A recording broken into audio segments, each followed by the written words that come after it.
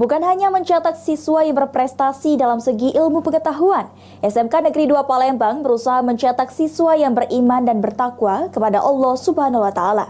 Sehingga di bulan suci Ramadan, SMK Negeri 2 Palembang mengadakan pesantren Ramadan untuk para siswa khususnya kelas 12.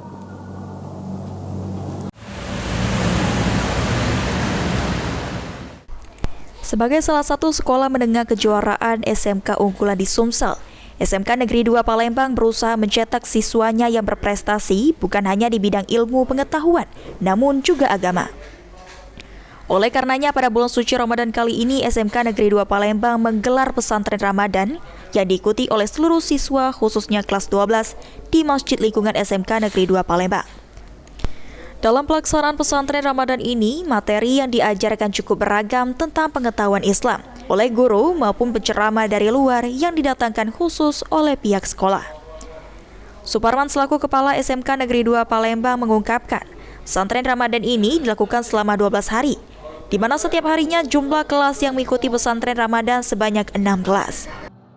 Terbentuknya karakter dan pembentukan mental daripada anak-anak kita, terutama etika dan akhlaknya. Pesantren Ramadan di bulan ini adalah menginginkan adanya terutama anak-anak yang berkarakter, bertakwa.